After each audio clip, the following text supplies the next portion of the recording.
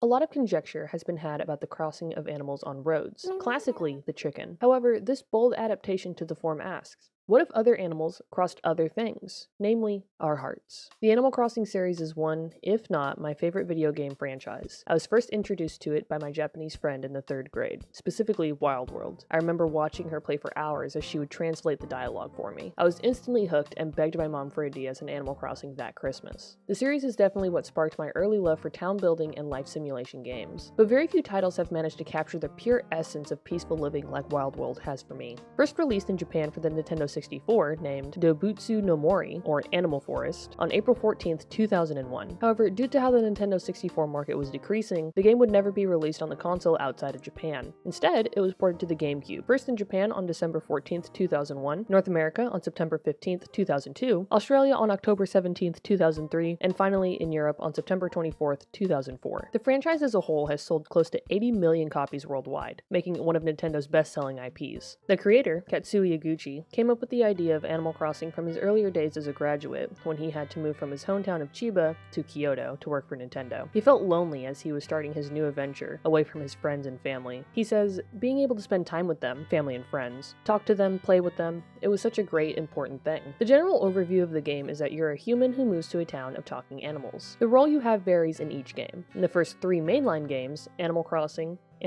Wild World, and Animal Crossing City Folk, you're just a normal resident. However, in New Leaf, you are the mayor, given the power to enact town ordinances, build public works projects, and to take it even a step further in New Horizons, you're the town resident representative, where you can relocate houses, build bridges, inclines, control the number and location of villager housing plots, and even more. There are a multitude of things you can do across each game. Customize your character's appearance, decorate your house, and participate in events and festivals that occur throughout the year. Since the game operates in real time, this adds a sense of realism and deep immersion to the gameplay. You can fish and collect bugs, choose to donate them to the museum, or you can choose to sell them, as there is an economy where players can earn in-game currency called bells. You earn bells by selling items, completing tasks, participating in the quote-unquote stock market, and more. Bells are used to purchase a large amount of things, including furniture, clothing, tools, paying off your home loan, renovating the town, the list can go on. One of the most unique aspects about Animal Crossing is the ability to interact with your animal villagers and progress in levels of friendship with them. While all the Animal Crossing games share many of these mechanics, there is one title that I think does it extremely well. Or maybe it's just nostalgia clouding my opinion. Wild World. Released on December 5th, 2005, to date it has sold nearly 12 million units, and even though it's the 3rd best-selling Animal Crossing of the series, it is the 4th best-selling overall game for the DS console. The game holds such a special place in my heart, and I'm always saddened that I do not have my original DS, or the original game cartridge for that matter, and since the DS does not track playtime, I can only guess the number of hours that I have in Wild World, but it's probably close to 1,500. The moment you enter the game, you are immediately enveloped in the simplicity of village life. Back before you could specifically choose your eyes, hair, and skin color, Wild World determines your appearance by a series of vague questions. You have the opportunity to change your hairstyle in the future, but whatever face you end up with is what you are stuck with for your entire playthrough. You are also confined to wearing a short-sleeved dress if your character is female, or a t-shirt and shorts if your character is male. You cannot change your skin tone in this game either. You can quote-unquote tan during the summer, which is just letting your character idle outside until your desired skin tone is achieved. The ability to choose your skin tone actually wasn't even added until New Horizons in 2020. This is one of the major criticisms I do have about the Animal Crossing series. I feel like choosing your skin tone should have been an option from the get-go. Along with your appearance, you had the choice of changing your clothes, as well as headgear, accessories, and umbrellas. While the tops are technically unisex, the way the top is worn is dependent on your character's gender as previously stated. With 256 total tops in the game, you could always make your character look unique. And if none of the tops fit your fancy, you could also create a custom pattern that you could wear as a shirt or dress. Along with that, there are 92 headgear items and 38 accessories. My usual combo was the thick glasses and, eventually when I could afford it, the crown. Since the weather is also ever changing in the game depending on the season, umbrellas were also of use. If you use an umbrella during the summer, you would not tan. If you use an umbrella when it's raining, you can spin the umbrella by pressing A and little water droplets will fly off of it. Unlike the newest installment of the Animal Crossing games, most of the town in Wild World cannot be altered. You cannot landscape or form rivers, you cannot choose where villagers place their houses, where the town buildings go, or even where your own house goes. You can't even place furniture outside. You had to get very creative with custom patterns, flowers, and tree placement. Multiple buildings come with each village. When you first arrive in town, you are dropped off in front of the town hall to check in. The town hall is one of the most important buildings in your town. Inside is where you will find the civic center and post office. Depending on what time you entered the town hall, you will be greeted by one of two special special characters. Pelly, a joyful white-colored pelican who works from 10 a.m. to 10 p.m., or Phyllis, the irritable older sister of Pelly who works from 10 p.m. to 10 a.m. Even though you'll rarely see these characters out from behind the town hall desks, the dialogue and backstory they have is very fun. There's a rumor that there is a romance between Phyllis and Pete, but that Pelly also has a crush on Pete. You can even make Pelly mad by shooting Pete down from the sky and becoming friends with him. Pete is never seen delivering mail, but you can possibly catch him in the sky between 9 a.m. and 5 p.m. Pelly and Phyllis help you do several things. On the left side, you will find the Civic Center window with a green mat. Here, you can learn about the environment of your town, change the town tune,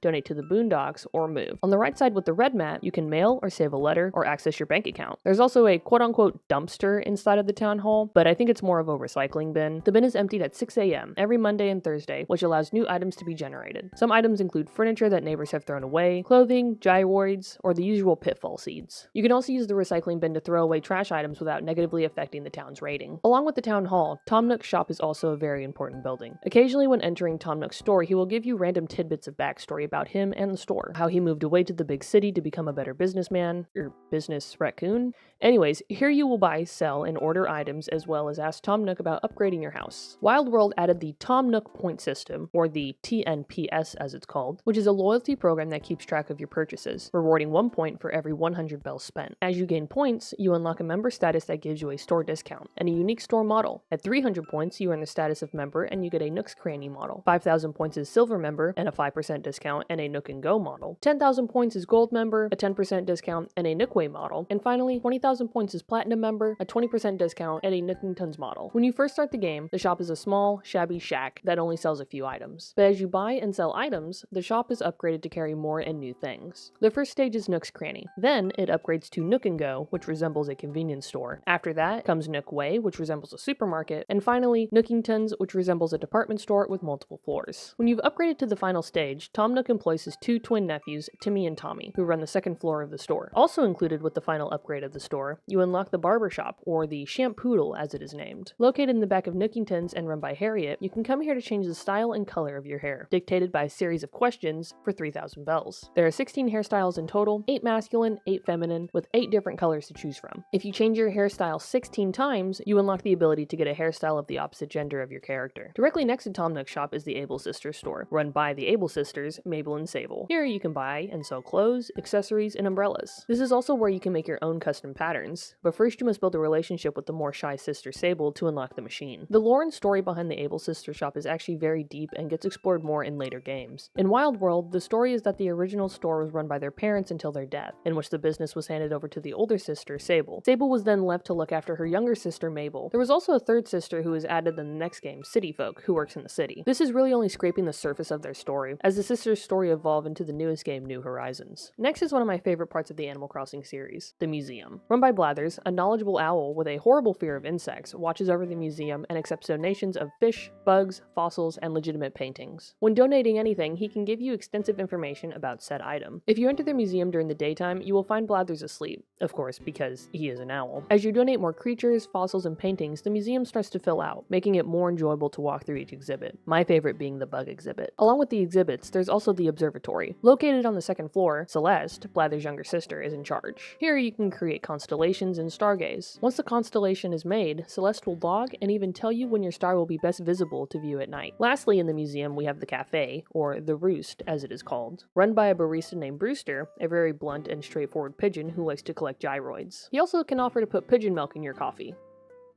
I'm still not really sure what that means. On Saturday nights at 8 p.m., KK Slider, a dog who for some reason doesn't wear any clothes, although every other villager in the game does, will play music. After he finishes the song, he will give you a copy of the song to play at your house on a stereo. You can also find special characters at the Roost, usually before or after their work hours, such as Phyllis. And finally, something that maybe isn't actually a building, we have the Town Gate, always located at the most northern wall. From here, you can chat with Copper to connect with other real players to either visit their towns or have them visit yours. Or you can talk to Booker to check the lost and found, see if you have any special villagers, or change your town flag. That's pretty much it at the Town Gate. There's not really much else to it. But one of my favorite aspects of the game is how it makes the most mundane tasks so fulfilling to do. Some of my favorite things to do in Animal Crossing I would never want to do in real life. Gardening? No thanks, that's dirty and means I would have to sweat and be outside. Catching bugs? Why would I want to do that in real life? What would I even do with the bugs? I'm sure my local museum doesn't want them. Socializing on a daily basis? No thank you. I would like to talk to my neighbor who is a shy deer, calls me honey, and gives me a lightly used couch that I will definitely be putting into my living room. But filling out the museum and completing the encyclopedia, or the Critterpedia as they call it in the Animal Crossing series, for fish and especially bugs is my all-time favorite thing. Slowly seeing the museum fill with creatures has to be one of the best parts of Wild World, if not the entire series of Animal Crossing in general. Also, completing the respective Critterpedias will grant you a golden bug net and fishing rod. The golden net is twice as big as a normal net, making it much easier to catch bugs. And the golden rod has a luring effect, making it easier to catch fish. Because the game operates in real time, certain bugs and fish are only available to catch at certain times of the year, even down to specific time slots. And of course, I would play the game the legitimate way, waiting until it was the certain time slots to catch these certain creatures. I'm just kidding. I would absolutely abuse the fact that you could just change the DS clock to whatever date you wanted. This is actually funny to me because back before Animal Crossing hit it big with New Horizons in 2020, time traveling wasn't a big deal to most people, but wow.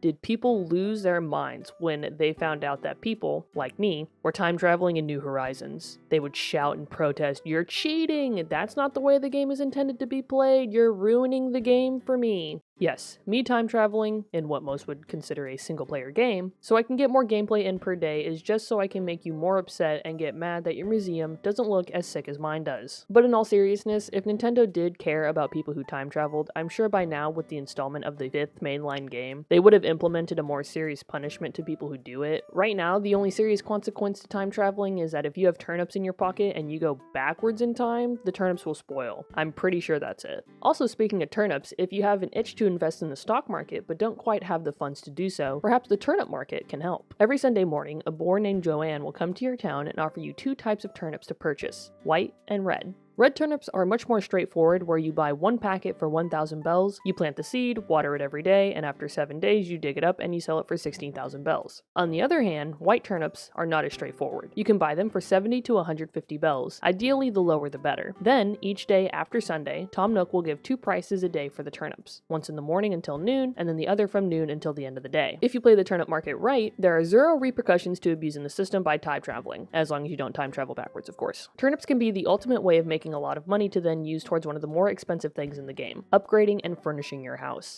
The first upgrade isn't too expensive at 19,800 bells, but as the house grows larger, the payments skyrocket. By the time you have a second floor, you've paid a little over 1,000,000 bells. By the end, you will have paid 3,559,800 bells, and none of that is including the cost of furnishing the house. With a total of 562 furniture items categorized by different genres such as chic or lovely, or series such as cabana, regal, or ranch. Some furniture items costing thousands, tens of thousands, or even hundreds of thousands of bells. And not all furniture is sold at Tom Nook's store. Some items are only obtainable from special characters, such as Crazy Red, Gulliver, or Cornimer, who totally isn't Tortimer wearing an acorn mask. But there are rewards for going the extra mile when decorating your house with matching themes and sets. The Happy Room Academy, HRA for short, is a weekly evaluation that checks your house and its rooms for matching items, themes, sets, and any items or trash that you have. The higher your score, the better. If you reach 70,000, 100,000, and 150,000 points, the HRA will congratulate you by sending a 1-story model, 2-story model, and mansion model. There are no negative effects to having a low-scoring house, but you aren't able to opt out of receiving the score every week. And now you're probably asking yourself, Vi, what makes Wild World specifically one of your favorite Animal Crossing games? The villagers and special characters. Maybe this is once again my 9-year-old brain speaking, but the interactions, the dialogue, and even the interior of the villagers' houses just seemed more full and brimming with personality and life. There are only 6 personalities that villagers can have: snooty, cranky, peppy, jock, normal, and lazy. The cranky and snooty villagers are mean and aren't afraid to be rude to you,